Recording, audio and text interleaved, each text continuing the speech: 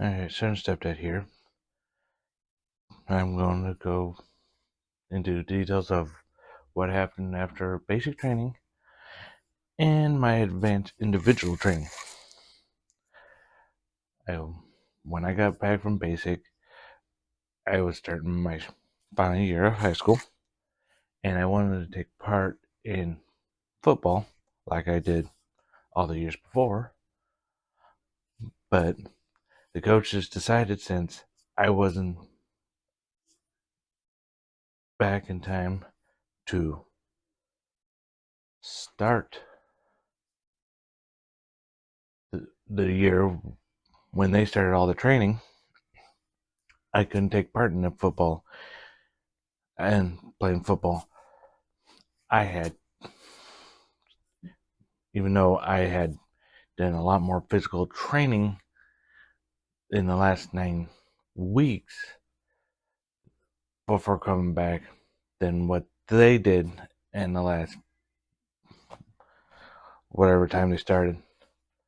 So I ended up just taking a manager position and doing what I can to help out. I mean, I wasn't the greatest, but I was aggressive. And well, during my school at that time had it to where there was only 4 classes a day, and they were 90 minutes long. And I was able to get it to where I could have one class off a semester, and and at that point in time, I was just first few semesters while football season was going on, I'd help out with other things during my time off. Then came after graduation, since my high school wasn't that much. I mean, no contact. I mean, I would be going to my drills and just learning the things and doing what I could. But after I graduated, I ended up staying the night at a hotel. So was ready to go for my flight to where I was going next. And a lot of the people there were drinking the night before. Again, me being 18, underage, I didn't drink, but it's still fun listening to all that being rowdy. Then I got on my flight. Nothing really changed about that. I mean, the normal process of getting on your flights.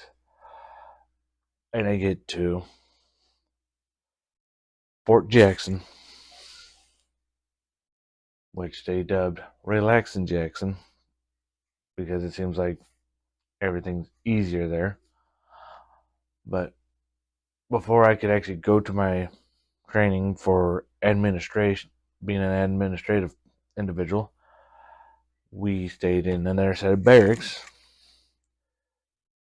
that housed everyone waiting to go to their training. And I mean, they weren't as hard on us as they were in basic training. But me and several other soldiers there were down in another room joking around while waiting for information. And they had called a gathering, and we were doing all that, and no one seemed to realize we weren't there, and we weren't heading there until after the thing. And during that time, I got asked why I did some of the goofy things I did, I used the terminologies shits and giggles. Just for shits and giggles.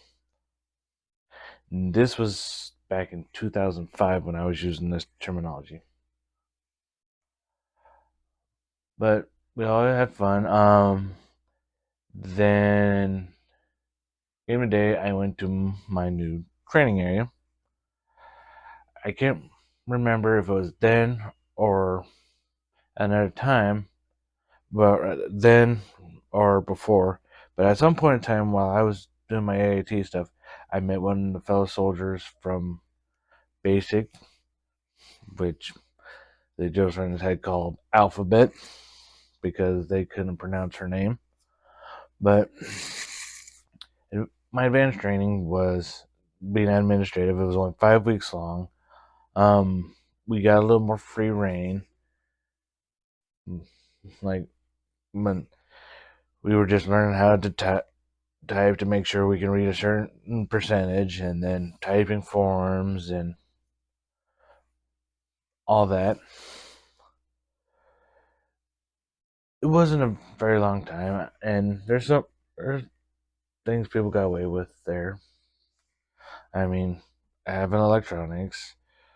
And this is about the time where cell phones were starting to be a little more accessible. I had gotten one, but it was like the old Nokia brick phone style at the time. But we were allowed to hold on to them, but we couldn't use them at certain times. And same with the electronics, we couldn't use them at certain times. But I remember having a CD player. I would hide underneath my pillow and listen to music while I was asleep. And never got caught. And when we got closer to the end, we were allowed to actually have them more often. And we did have a lot more free time during this whole thing as well. And then when I get into the last week or so, I contacted my mom just to talk to her, and she informed me that the military had sent me a packet of paperwork, and I had told her to go ahead and open and tell me what it was, and it was mobilization orders. My unit was getting ready to be sent to Iraq.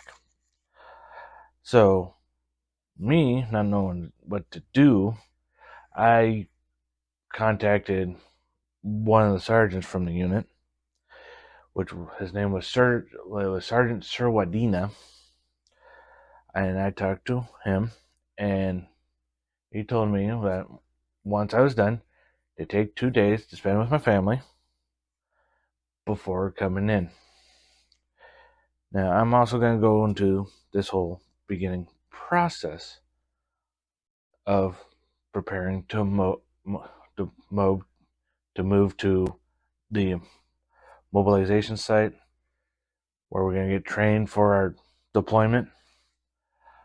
Well, when I got there, I was instructed to try to get through the process as quick as possible, even though there was no guarantee I was going to go. So it was mainly making sure all my medical records are up to date. I had a will. I had my primary points of contact filled out, taken care of.